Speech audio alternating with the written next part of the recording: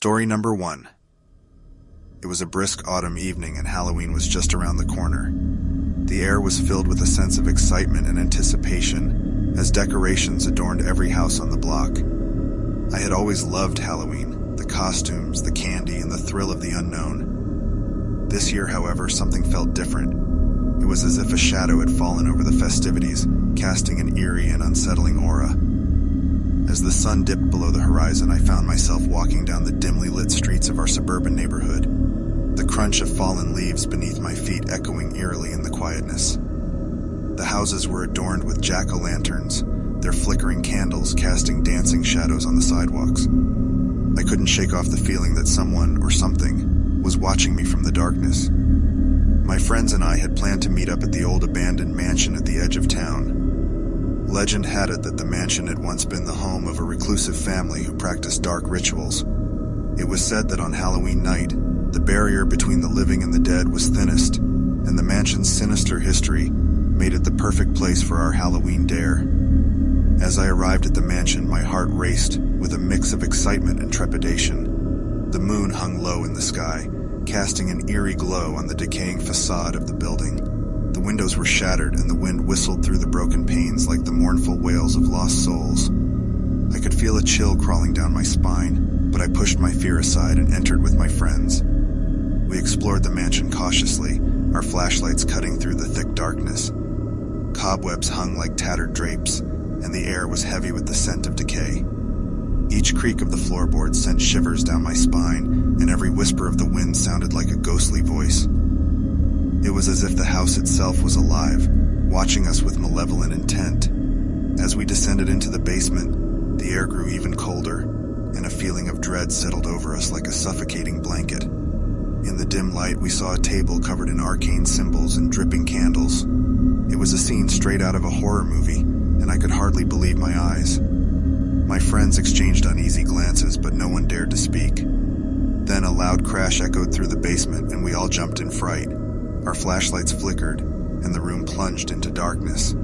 Panic surged through us, and we fumbled for our phones to use as makeshift torches. But when the screens illuminated, we saw that the symbols on the table had shifted and twisted into something unrecognizable. The air grew thick with an otherworldly presence, and our breaths came in ragged gasps.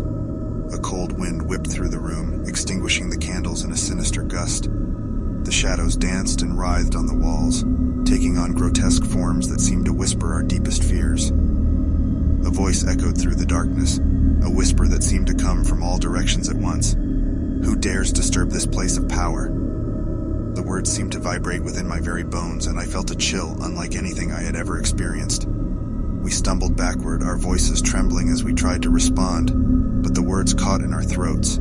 The voice grew louder, more demanding, and the symbols on the table began to glow with an eerie light. In a burst of terror, we turned and fled, our footsteps echoing through the corridors of the mansion. As we burst out of the mansion's front door, we were greeted by a sight that defied reason. The moon hung impossibly low in the sky, casting an unnatural glow over the landscape. The houses on the street were twisted and distorted, their windows glowing with an otherworldly light. The air itself seemed to shimmer with an unnatural energy, and I realized with a sinking feeling that we had crossed into a realm beyond our understanding. We ran through the distorted streets, our hearts pounding in our chests, and a feeling of desperation urging us forward.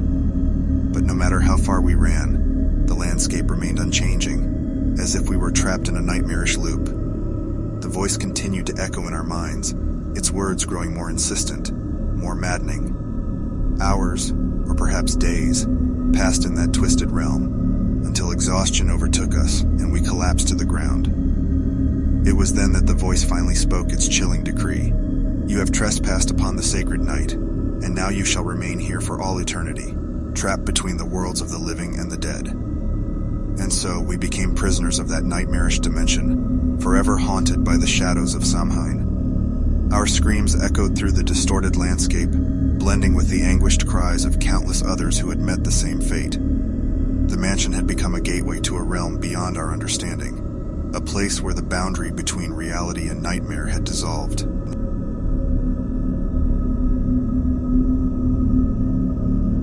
Story number 3. The wind howled through the trees, carrying with it an eerie chill that sent shivers down my spine. Halloween night had arrived, and the small town of Hollowbrook was buzzing with excitement. Every house was adorned with jack-o'-lanterns, cobwebs, and ghosts, the flickering candlelight casting dancing shadows on the walls. As the sun dipped below the horizon, the full moon rose, bathing the town in an ominous glow. I had been looking forward to the annual Halloween masquerade for weeks, a night when everyone in town would gather at the old Hollowbrook mansion, dressed in elaborate costumes, and dance the night away. This year, the mansion had been transformed into a haunted palace, complete with creaking floorboards and secret passages.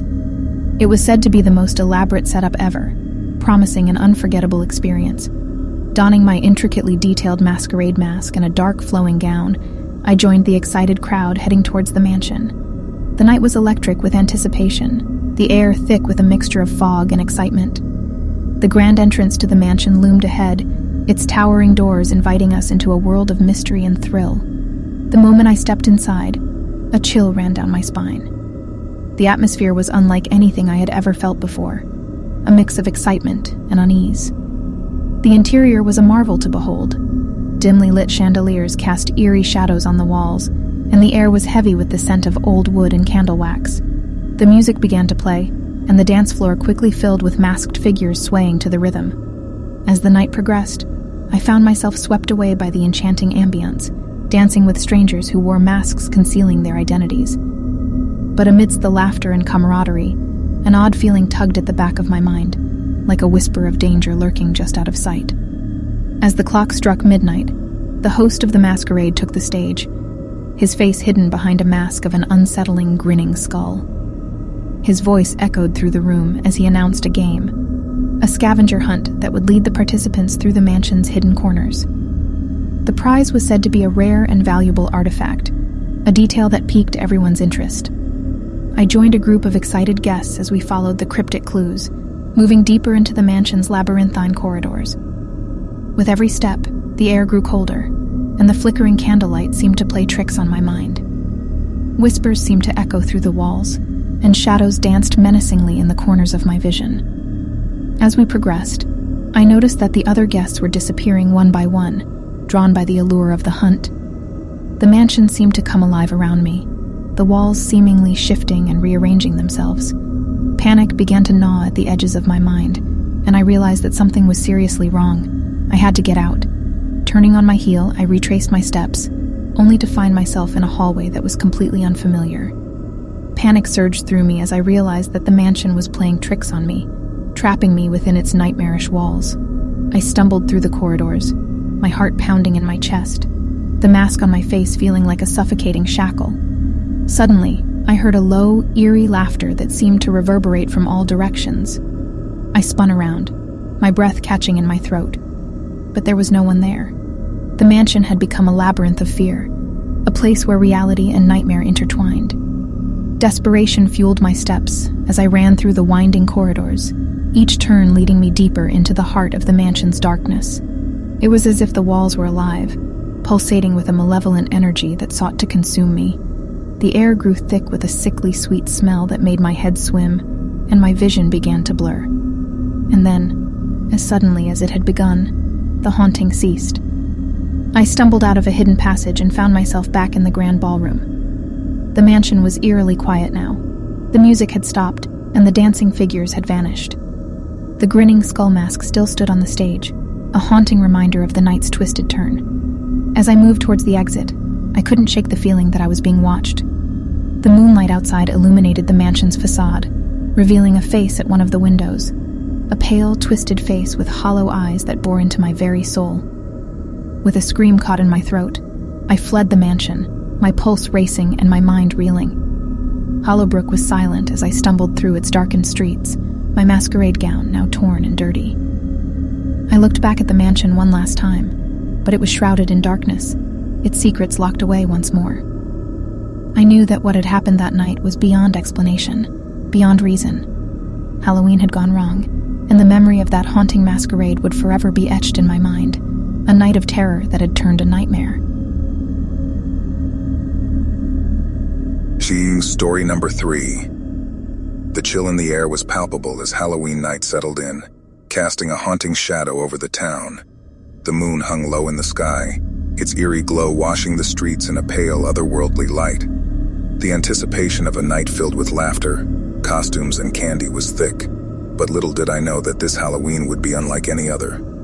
My friends and I had been planning our Halloween bash for weeks, determined to throw the most epic party our small town had ever seen. We transformed our old, creaky mansion into a house of horrors, complete with cobwebs, skeletons, and flickering candles that cast dancing shadows on the walls. As the clock struck 8, the first guests began to arrive, their costumes ranging from the spooky to the absurd. Laughter echoed through the hallways as the party kicked into full swing. I was dressed as a classic vampire, complete with a cape and fangs, and I relished in the attention my costume garnered. The music pulsed through the speakers and the atmosphere was electric. But as the night wore on, a sense of unease began to creep over me like a shroud. I noticed odd occurrences that I brushed off as mere coincidences at first. A mirror shattered inexplicably in the corner of the room, and the temperature seemed to plummet in certain spots, causing goosebumps to rise on my skin. My friends and I exchanged nervous glances, unsure if our minds were playing tricks on us or if something more sinister was at play. As the clock neared midnight, I suggested we gather everyone in the main hall for a thrilling round of ghost stories. The idea was met with enthusiasm, and soon we all huddled in a circle, our faces illuminated by the flickering candlelight. One by one, we shared our scariest tales, each story more spine-chilling than the last.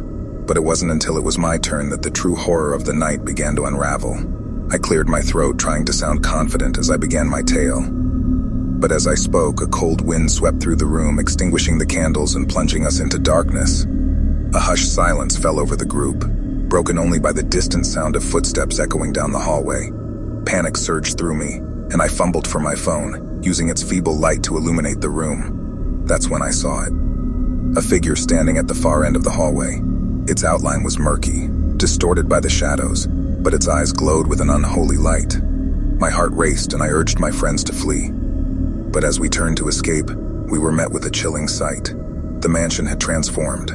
The walls were lined with twisted, gnarled trees that seemed to stretch endlessly, and the air was thick with the scent of decay. Desperation set in as we navigated the labyrinthine hallways, the walls shifting and changing around us. Whispers and eerie laughter echoed in the distance, and I could feel eyes watching us from the darkness. My friends and I clung to one another, our fear a palpable force that bound us together. But one by one we were separated, each dragged away by unseen hands. Alone and terrified, I stumbled upon a room unlike any other. The walls were adorned with portraits of grinning skeletal figures, and an altar stood at the center, adorned with candles that burned with an unnatural flame. A voice echoed in my mind, urging me to stay, to offer myself as a sacrifice to whatever malevolent force lurked within the mansion. My heart pounded in my chest as I tried to escape the room, but the door had vanished, leaving me trapped. The walls seemed to close in on me, the portraits leering as their eyes followed my every move. In a final act of desperation, I reached for one of the candles on the altar, its wax cold and unyielding beneath my touch. As I held it aloft, the room seemed to shudder, and a deafening scream filled the air. And then, as suddenly as it had begun, the room faded away, leaving me standing alone in the main hall once more. The mansion had returned to its normal state, the decorations and guests now gone. I stumbled outside, my mind reeling from the horrors I had witnessed. The sun was rising on a new day, its warm light banishing the terrors of the night. I never found out what had truly transpired that Halloween night. Whether it was a malevolent spirit, a collective hallucination, or something beyond human comprehension, I couldn't say. But the memories of that night still haunt my dreams, a reminder that even the most festive of occasions can take a dark and terrifying turn. And now, every Halloween, I find myself drawn to that old mansion, unable to resist the pull of the unknown and the lingering horrors that reside within. Thank you for listening, and make sure to comment what kinds of stories you want to hear next.